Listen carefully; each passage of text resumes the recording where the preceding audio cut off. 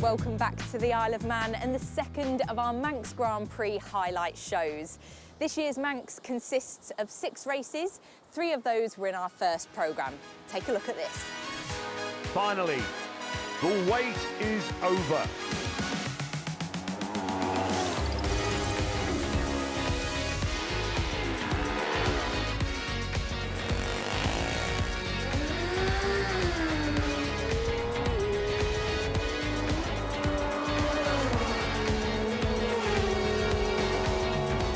Through, Mayola slipstreams past.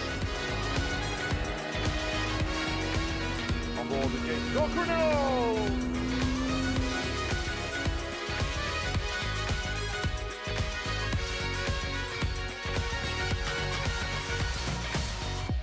There's been some great action, but to say it's been a difficult week has been an understatement. The weather at times has been really challenging.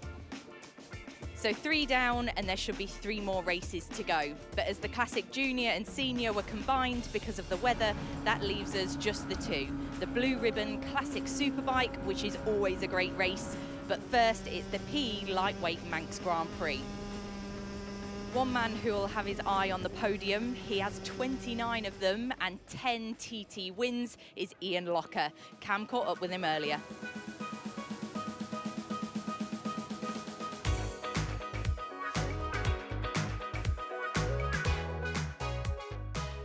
Ian Locker, 136 starts, 10 TT victories, Manx Grand Prix wins, outright lap records. You've done it all. What keeps you coming back? It's just such an enjoyable circuit to ride, you know. This place is different to riding the short circuits in the way that, you know, you look at what you want to achieve, what you're happy to achieve. You have these goals that you know, you just want to be competitive, and I like being competitive at this sport, really. You know. People always say that, oh, I suppose you know the course or whatever, but I never get complacent with it. There's always changes every year. They take some trees down this time in certain places, or they've built a big wall at the waterworks, and that's something really new, and something almost caught me out the other day, you know, because you're so used to being closer to the bank, and it's a wall, you're like this, and it takes your eye line away, and then you're running too close to the curb on the way out. So little things, you always, you know, try and improve and this place makes you be aware of everything. You have your eyes wide open, you know. 1983, your first Manx Grand Prix on the podium. Last year, 40 plus years later, on the podium again. Is it still the same motivation that drives you to race? Yeah, it is. To be honest, it's probably more motivation now because I know what I'm sort of doing. I didn't even know where the Isle of Man was. I came from Wales, South Wales. Yeah, I came here and I enjoyed it, but I still wanted to get back to the short circuits. It's a strange one. It didn't blow my mind, really, because it felt like a motorway, whereas the roads back home were really narrow and bumpy and grass in the middle in places, and, you know, so I was used to that type of riding, you know. And for most, riding is more than enough to deal with around this course, but you also run the ILR racing team, hugely successful race team. Tell us about the setup. Yeah, we've got Jack Foley from Ireland. He's riding our pattern, and one of the similar machine to what we had last year when we had Victor Lopez won the race, and the year before that, Francesco Coringa won the race for us. So we've had a good run in the Manx, yeah, so he's riding that, and then he's riding his own 600 as well. And we also have Julien Cregniot, is French, and he will ride the R6 Yamaha behind us, and also pattern for us as well. So they're both their second year, so there's plenty to learn.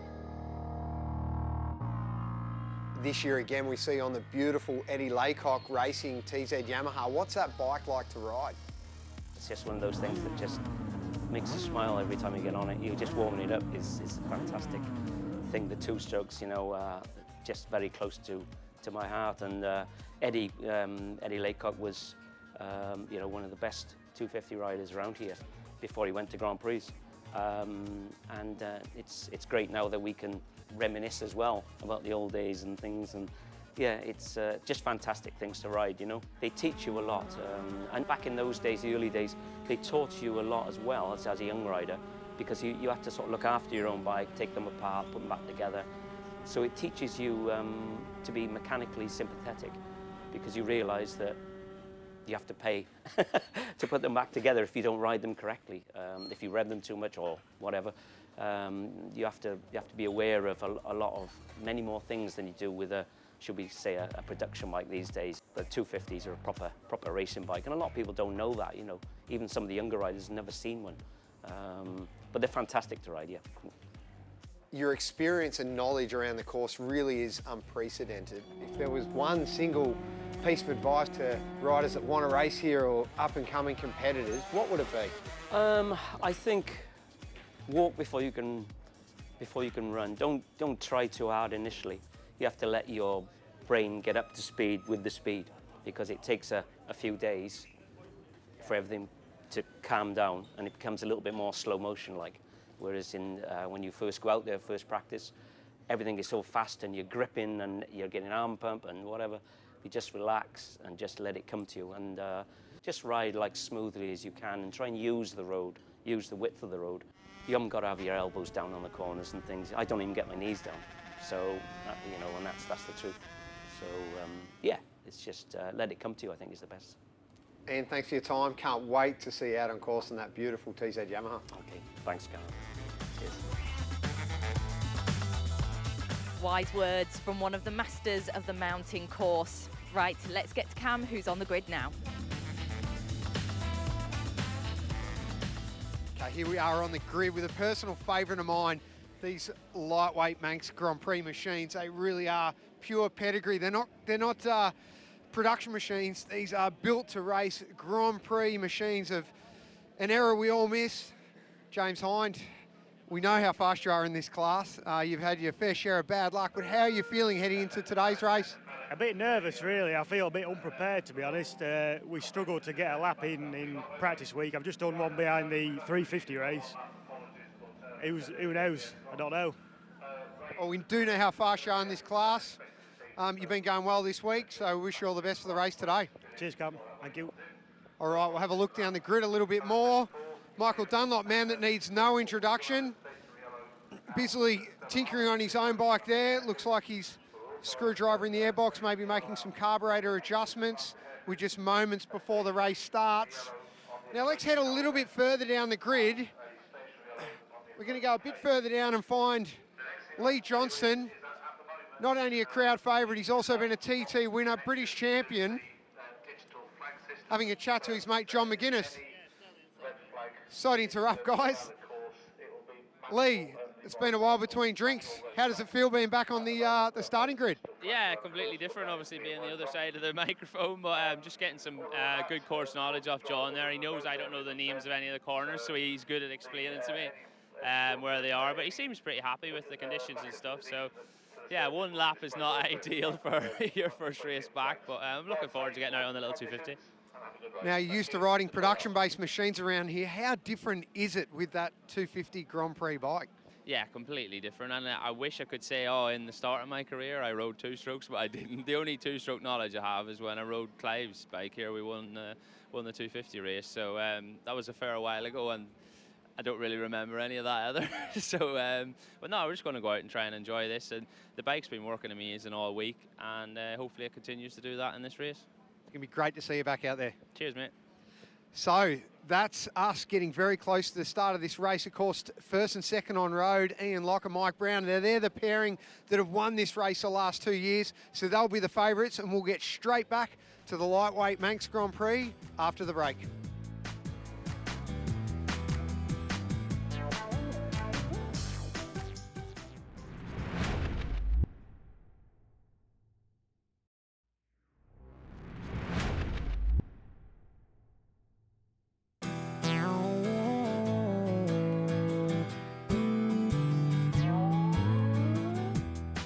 Welcome back to the Isle of Man and the 2024 Manx Grand Prix. It's now time for the PE Lightweight Manx Grand Prix, so let's get straight over to the commentary box with Dave Moore and Cam Donald.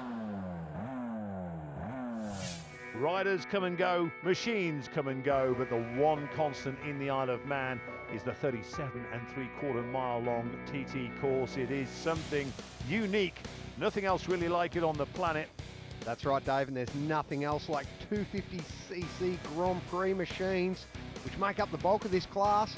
Also includes 400cc production-based bikes and also some Moto 3 machines, so a bit of a mixed bag, but it's one heck of a class. That's right, Cam. Supersport 400s, 4-stroke Moto 3, and those 2-stroke 250s you mentioned for this lightweight Manx Grand Prix race. And they'll be blasting their way up over the mountain, through the bungalow, down past Cates and the Craig Nabar, into Crocknamona, onto the finish line. Who will be taking the checkered flag on this occasion? Some big names, some famous names in this race as well. That's right, Dave, and there's no bigger name around this amazing course than Michael Dunlop, greatest of all time, 29 TT wins. Will he add another victory in this lightweight Manx Grand Prix that's about to begin? Well, how about this? 61 years of age, Ian Locker gets us underway. So he blasts his way on the TZ 250. Aboard the Laycock Racing TZ, Ian Locker's finished second in the last two lightweight Manx Grand Prix behind that man, Mike Brown. He's been the winner last 2 years. He's definitely one of the men to beat. Yeah, Mike Brown, as you Well, said. he's got problems already though. Dave, this is not a good start. He's got that clutch in. No, that's not revving cleanly. He's out as early as Quarter Bridge.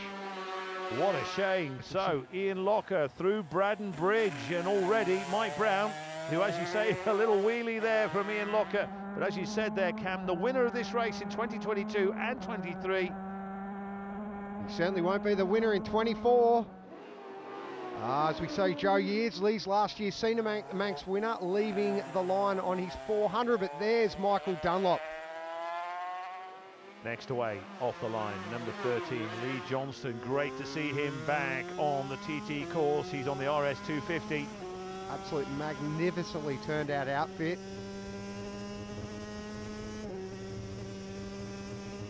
Lee Johnston just made a return to racing on the short circuits in the last couple of British Championship rounds. Oh, listen, that twin cylinder, 2-stroke 250 just screaming as we ride off the line with Stuart Hall. Very experienced Manx competitor, 6th in this race last year. He did podium a couple of years ago. Incredible finish.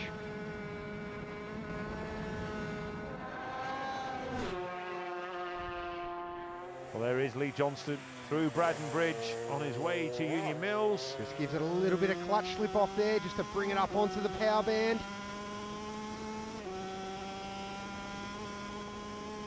And it's amazing when you think that it's been a long, long time since the factories have manufactured 250, so parts, etc., really hard to come by. They are, that's right, Dave. They stopped racing these in Moto Grand Prix back in 2010 when they moved to the current Moto 2 format. Here is Locker. So Locker's through at Glen Helen, the first timing sector. Oh, these bikes, they really are incredible pieces of kit. Weigh barely 100 kilograms, yet put out close to 90 horsepower. Power to weight is simply incredible. Michael Dunlop, he's already caught and passed young James Hind. He's really on the move because James is not slow. He's one of the favourites in this race as we ride back on board with Lee Johnston. Whoa, Lee just sneaks past. Manxman there, Nathan Harrison, he's aboard. 400cc Honda. And there's Chris Moore as well. He's on a 250 GP bike. Yeah, 2 for the price of 1 there for Lee Johnston. And here goes Johnston through Glen Helen. Already it's tight at the top. Michael Dunlop leads by 9/10 of a second from Ian Locker. And that is Lee Johnston. He's now in 3rd place, 5 seconds behind. Here is the man, 2nd place, Ian Locker. Trailing Michael Dunlop. And incredible to think, 41 years ago, Ian Locker was in the junior newcomers race as Stuart Hall goes through. He's already past 15 on the road as well. Stuart Hall into 4th place now. That's right, he's going well, and 15 was Dan Sale. Dan did well. He was on the podium in this race last year, Dave. So this is a replay of Stuart Hall going past Dan Sale. We just saw the outcome. This is what happened. Well, up over Crosby Leap, I'd say Dan's bike is definitely not running as strong as he'd like. He shouldn't be getting past like that. Back on board, Joe Yeardsley, once again last year's Manx Senior winner. He's really a rider with a bright future. An even brighter visor now. He's just taken that tear off. So here we are, over Ballaugh Bridge, Ian Locker. We've got to wait for Michael Dunlop to come through, of course, to see whether Ian Locker has now made his way into 1st place. Rear-facing camera on Lee Johnston. So good to see him back out here racing. Missed the last 2 TTs due to injury. Tell you what, doesn't look like he's lost much speed though. He's lost a little bit of time though, Cam. Ooh! Wow, Ian Locker picking the back wheel up under brakes. That just shows how hard he's pushing. But not pushing as hard as Michael Dunlop. That gap has extended. It was around 3-4 seconds at Ballaugh Bridge. And here comes the race leader, Michael Dunlop. Now, I did mention earlier, I was talking about Ian Locker. Incredible to think that Michael's father, Robert, was in the same junior newcomers race back in 1983 on the podium alongside Ian Locker and, of course, Steve Hislop. Unbelievable. It's in the blood. And Michael Dunlop, of course, very strong in this race last year, did not finish with a mechanical failure. As we see one of our Moto 3 machines. Michael Evans just ahead of number 9, Joe Yeardsley. Back on board, Lee Johnston. They're just slow in 4 Parliament Square. No engine braking on these 2 strokes. They roll very freely. You only pull them up with the brakes. Slip of the clutch on the way out of the turn again. Up through the gooseneck, Ian Locker. Yeah, Ian Locker, when Dunlop has already gone through at Ramsey Hairpin. That lead is now 6.3 seconds. Stuart Hall on the way out of Milltown. That looked like Nathan Harrison pulling off to the side. He hasn't had much luck with that machine this week. Looks like his race is coming to an end. Well, we've seen this in the past here at the Manx Grand Prix. Even these beautiful 250s. What if you don't make it to the end? Yeah, they're highly stressed. I'll tell you what, this is a man that knows how to ride it well. There's Stuart Hall. Yeah, Gareth Arnold on bike 14 just behind him on the road, so 20 seconds between them.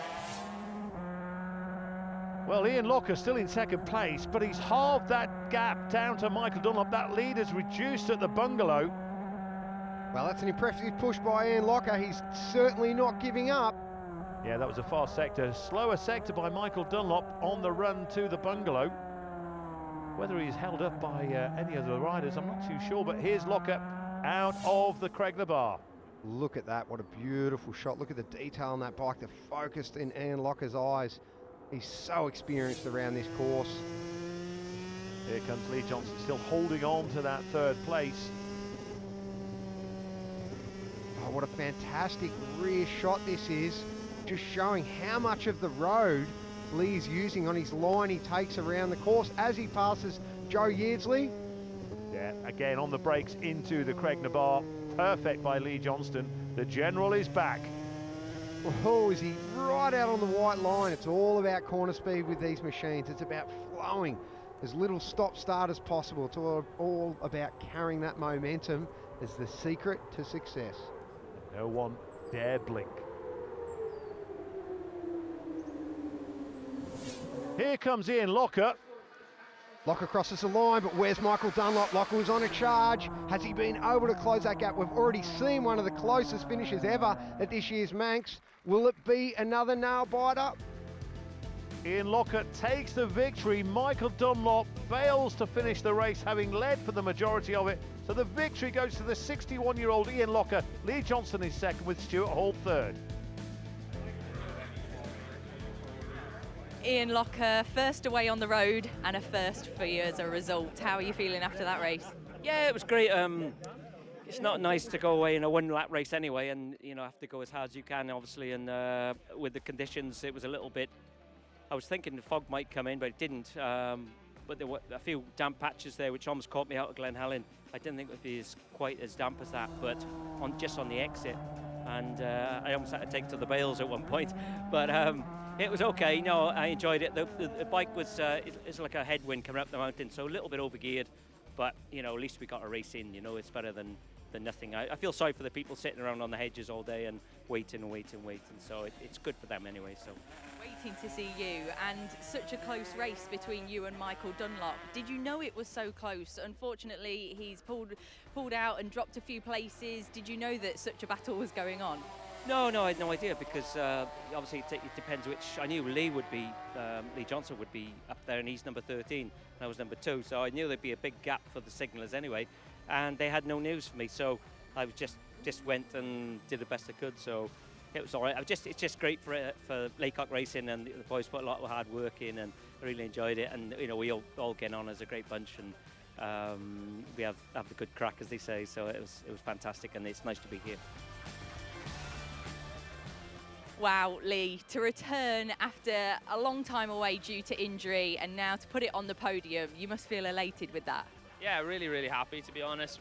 It's been a really hard week for everyone, and it's easy for people to moan about things, but nobody can control the weather. And firstly, Gary and the team have done an amazing job trying to get out the small sessions that they have, so credit to them. And honestly, it probably didn't suit me a lot. I've come this week to just try and do some laps and see where we're at, or thinking about the future and what is possible. So yeah, to come and get a podium with the team. These are obviously my same crew of guys that I ride with in British Championship, run the team all the time, and these are the boss's own bikes, little private collection. So yeah, they look amazing, and probably could have done a better job of maybe riding them a little bit faster, but I'm happy to be back on the podium, and big thanks to the whole team and all my personal sponsors as well that have stuck by me, because it's been a hard year and a half or so. So yeah, it's nice to be back. Stuart Hall, what a race, and now a podium finish for you. How do you feel after that one? Yeah, fantastic. Yeah, I've been in here before for third. It would have been nice to just get up that little step a bit, but you know what? After the week we've had, I don't run TT like these guys do, so and Ian speaks for himself. 12 TT wins, I think he's got. So, and Lee's coming back from injury, but he's still flying. So to get in here in good company, just as a dad and a lad in a van, camping in the paddock, he said we were really, really pleased. We're competing against some really good, well-financed and well-organised teams. What is it about the Manx that keeps bringing you back? Oh, it's the whole island, and I think we've seen it this week, how the whole island pulls together. You've only gone on social media and people open their houses up, and I'm a huge fan. I come over for 2 weeks this year to watch the TT. I watch these guys, and it scares me to death, but on the bike it feels all right. But no, I just love coming back. I'm a massive fan. 33, 34 years racing. I grew up in a paddock. This is a way of life for me, and all these guys, they're just part of the racing family. You've put on a brilliant race for us. Congratulations, Stuart. Yeah, thank you very much. Thanks everybody. It makes the magic happen. After the break, join us for more action from the 2024 Manx Grand Prix.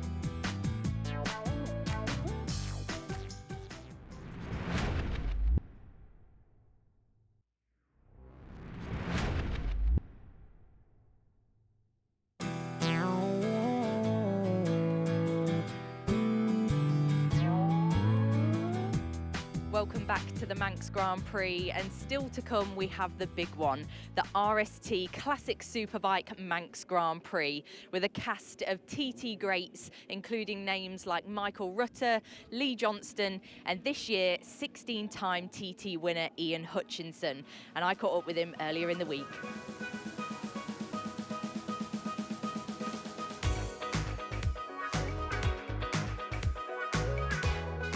Ian Hutchinson, it's great to see you back here on the Isle of Man, and I know there were thousands of people who were happy to see you back riding at the TT this year. So reflecting on TT24, how was it for you to get back out on the mountain course after a bit of time away? It was good, yeah. I mean, I've had a few experiences of coming back from years off with injuries and stuff. It was a little bit different this time because it wasn't like a bone injury. But the first night was a bit of a shocker for me, but it came to a little bit and we got through it. That's about it, really. Got through it. And now we're here at the Manx Grand Prix 2024. So although it runs the same course as the TT, it's actually been 21 years since you rode at this event as a newcomer. So what's the reason for coming back now? Just for laps, that's it really. You know, I've had the time out and I got offered this bike. The way I'm at the moment, the only way I'm going to go forward and be better for next year is to get more laps around the place. So I sort of got the bike a month ago and went through it and rebuilt it myself so that I know I'm as safe as I can be on it, and that's all I can do really. What are your memories of being a newcomer all those 21 years ago? Yeah, so the other night we were up there and I was looking at all the newcomers in the bibs and stuff and wondering what it was like when I was doing it. I can't really remember, to be honest. It was all a bit of a blur. I won 280 quid from £20 in the casino, and that was exactly how much the entry fee was. So I put it in an envelope and put it through the Manx thing with my name on it. And they rang me up and said, what have you put this through for? I said, it's my entry for the Manx. And so that was it, really. I didn't have a bike. I was riding a 1000cc bike in BSB in super stock.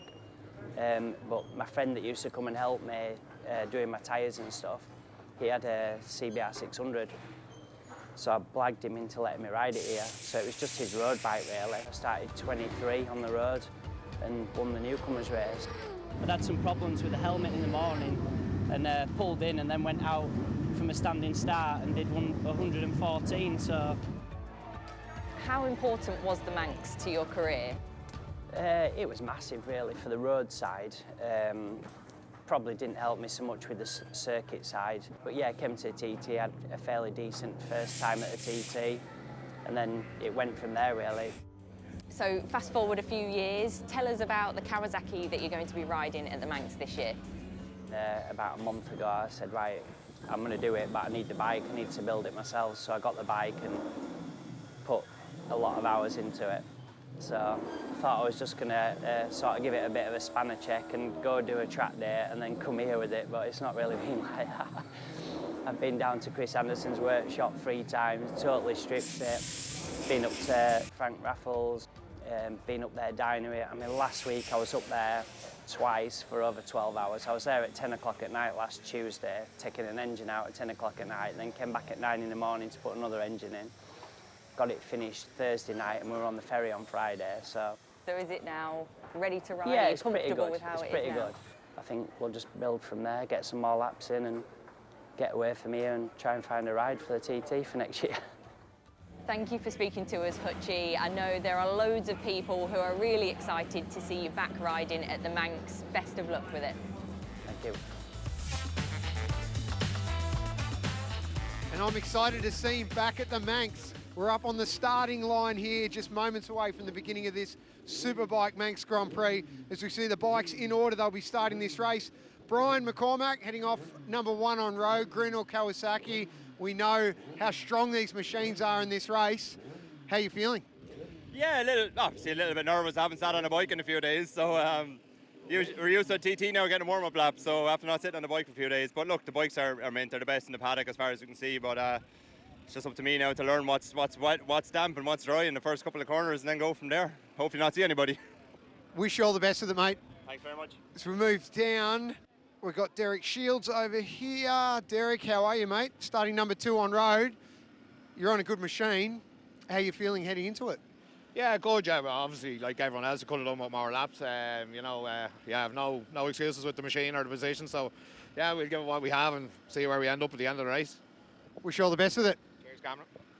Okay, now the next bike heading out, Mike Brown on the Ducati. So good to see a different machine, seeing the Italian twin cylinder. Mike's over here. We'll just have a quick word if we can. Just jump in very, very quickly if we can. Mike, this is a very different bike to anything else you ride around here. You're used to riding lots of different machines. How does this one stack up? It is different, you're right. To every other, to V4s, straight line 4s, it's its own individual bike again, so it takes a bit of getting used to, but it's a good bike. You're very adaptable. You're fast on basically every machine you sit on, including this one. How are you feeling heading into this Classic Superbike race to finish off the event? It'd be fast if we stay going and all the rest of them. No, look, I'm looking forward to it. Look, it is what it is now, 2-lap race, and hopefully we'll have a good run. Looking forward to seeing you out there. Thank you. Thanks, Mike. Okay, so there we have it, some incredible machinery and riders about to head up. We'll be back with some more action after the break.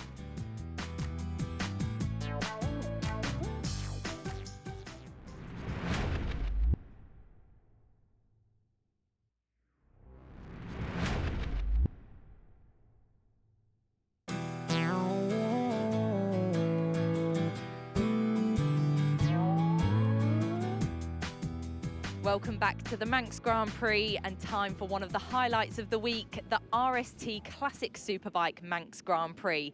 Again, over a shortened 2-lap race distance. Let's get over to our commentary box. Not only is this a race against time, it's been a race against the weather as well. This Classic Superbike race reduced to 2 laps of the 37 3/4 mile long TT course. The weather is closing in. Rain forecast to come in from the west of the island. Brian McCormack is going to get us away. He has the big fat number 1 on his plate. Away he goes. Just behind him on road, his teammate Derek Shields on the next Greenall Kawasaki. Beautifully prepared bikes. There's not a rider in the field that wouldn't be on one of those machines. They're always well prepared and fast. Ducati 916 of Mike Brown launches along Glencrutchery Road as Shields goes through the bottom of Bray Hill. This is on board that Ducati with Mike Brown. Listen to the drone. Big V twin. So good to see a Ducati out on course. Definitely be a crowd favourite, as will that man, Michael Rudder. Listen to this.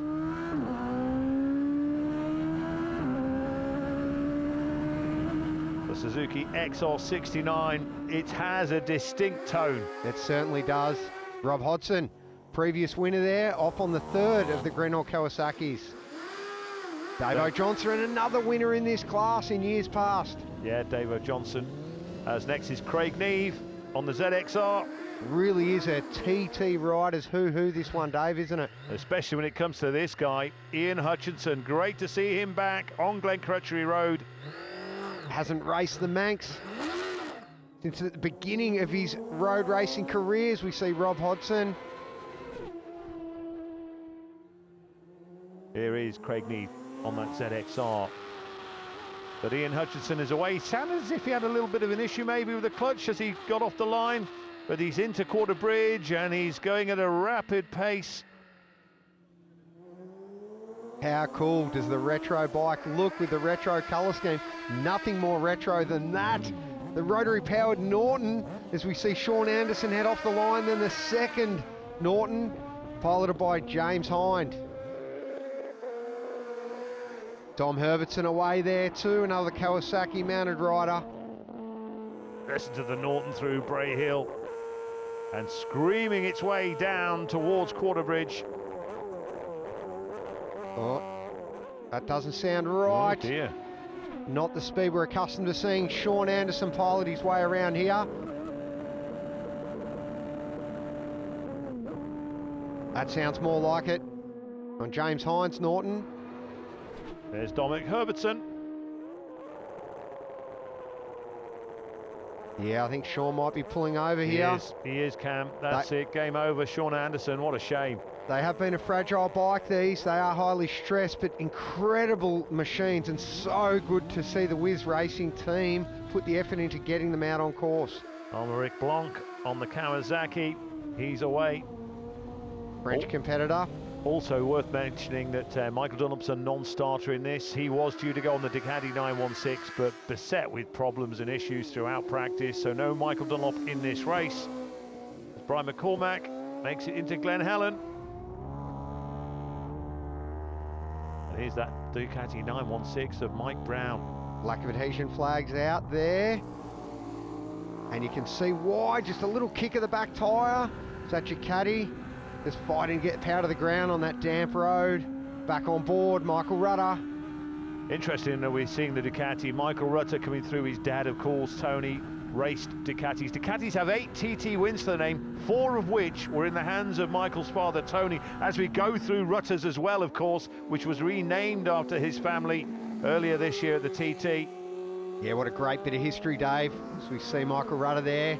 And then Rob Hodson making up ground, also looking smooth. Again, I said Rob has won this race before. He'll want to get back on that top step if he can this year.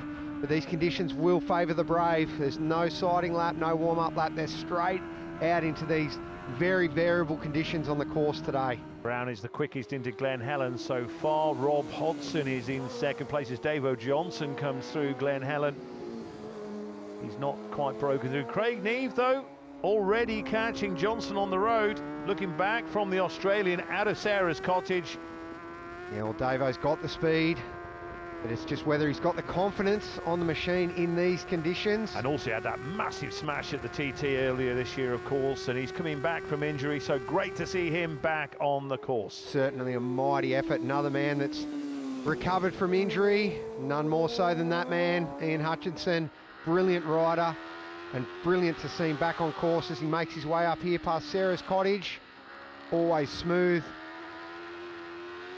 So many Kawasaki ZXRs in this race, Cam. They're a very popular machine. They fit this category well. They were popular in their heyday, and they certainly are now. But Mike Brown, he is the man on the move. Distinctive tone of that Ducati. Oh, he is on the move. He's past Eric Shields.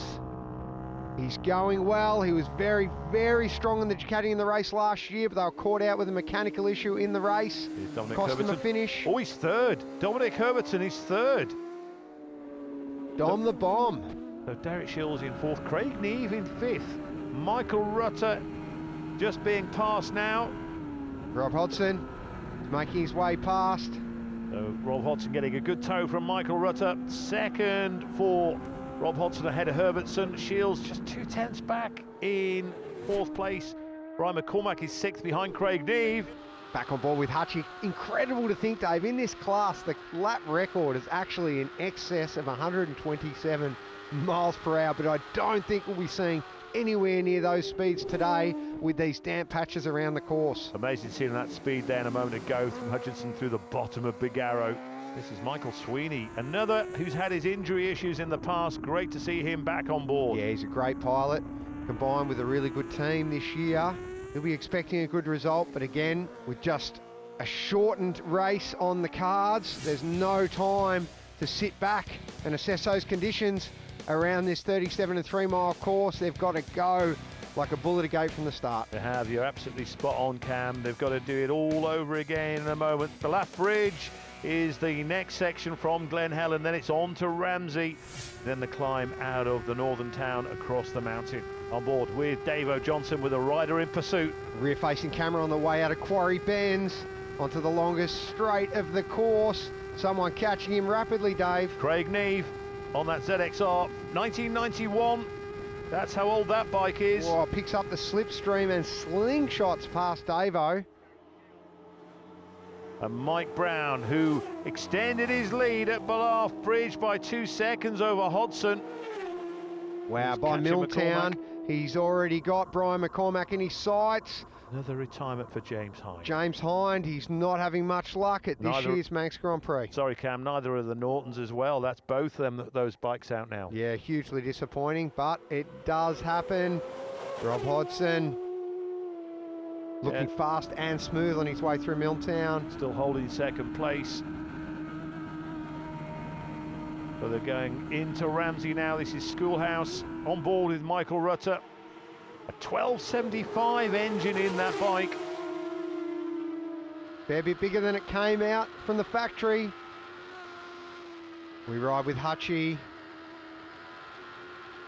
Oh, nice and smooth, holding that throttle on. Well, Rutter and Johnson have already come through, and Ian Hutchinson looking like he's never been away from the place. But we're back with our race leader, Mike Brown. Bike specialist Ducati.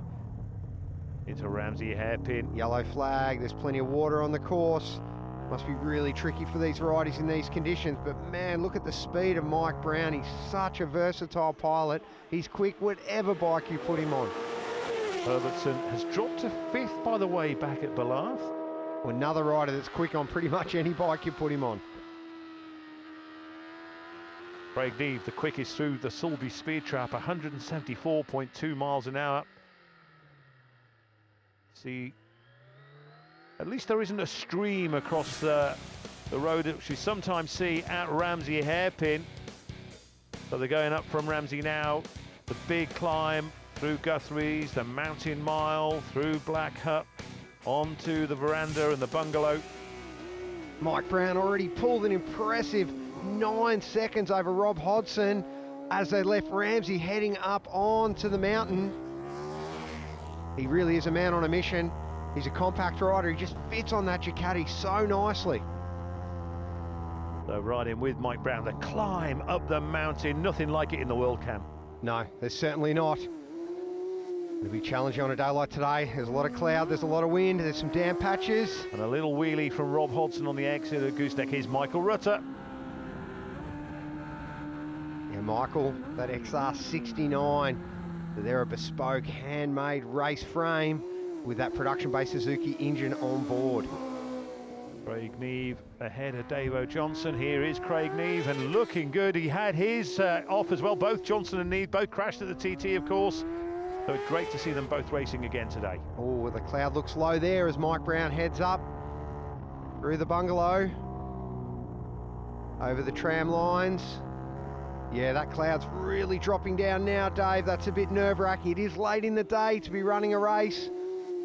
Here's Dominic Herbertson. And I'll tell you, all these TT riders, they're there because they love riding the course, but this is also so beneficial to their TT campaigns. They get extra laps, some more course knowledge before they're back here next May and June to race the modern bikes next year.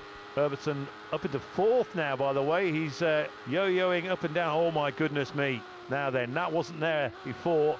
This is closed right in. Wow, that's nerve-wracking stuff, as if it's not scary enough to race the TT course when you can see where you're going. That has come from nowhere, Cam.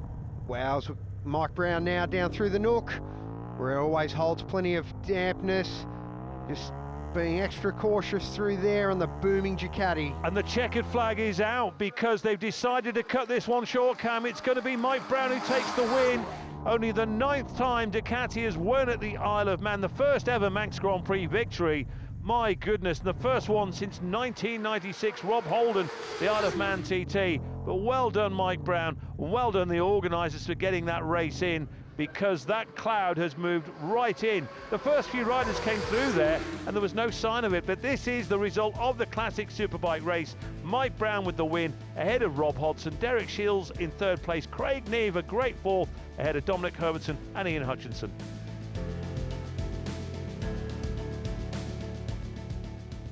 And a 1st place for Mike Brown. Ducati isn't usually the popular choice, but you've gone and put it on the top step. How was the bike to ride out there? Yeah, it was good. As you know, we didn't get any laps again this year, but just from the off, it felt good. We took a chance and we got it right. So a bit disappointed with the other race today. So I was eager to push on and get a result in this one. You really fought for that one over 1 lap and against stiff competition. Yeah, I kind of gave my all from lap 1, but when we came over the mountain, I saw the clouds coming in. I kind of rolled off just to mind myself, and I kind of regretted it coming down. I was like, maybe they're coming on me, maybe rolled off a bit much, and just drove around again for the last bit. And I partly guessed it was going to be a 1-lapper. You had a really strong lead there as well. Yeah, I got a pit board at the Gooseneck. It was +9, so I kind of was happy enough with that. But no, it was a good race. Rob Hodson, you're no stranger to the podium in this class. Are you happy with that 2nd place there? Yeah, of course it would have been nice to do the full race distance, you know, but which would have been 4 laps. But yeah, we've had a difficult week with the ZX7RR. It's been we've had every problem possible thrown at us. So yeah, the results are credit to for the Greenall Racing team. Derek Shields, a top 10 finish for you last year, and now you put it on the podium. Are you happy with that result? Yeah, absolutely. Yeah, we did top 10 last year. A couple of little gremlins in the race, but no, this year worked out well. You know, the Greenall bikes have 2 bikes at the podium, 2nd and 3rd. So, yeah, tireless effort from them. You know, they just ran through all week, pushing and working hard. So, yeah, pity it was cut to 1 lap, but no, it's great to be on the box. Absolutely brilliant to see Mike Brown on the top step for the blue ribboned event. But Cam, I think a lot of riders would say that it's been a tricky week, but this is such a positive way to end the event. It certainly is. I don't think there's much the Manx Grand Prix hasn't seen in its 101 years of being run, but don't think it's ever seen weather this challenging. It's been nothing short of brutal, but you know, we got all these races done today, some fantastic finishes, and the crowds, the riders, the teams all heading home with smiles on their faces. Yeah, the 101st event definitely has brought plenty of action, and you can expect just the same for the 2025 Manx Grand Prix next year. So we'll see you then.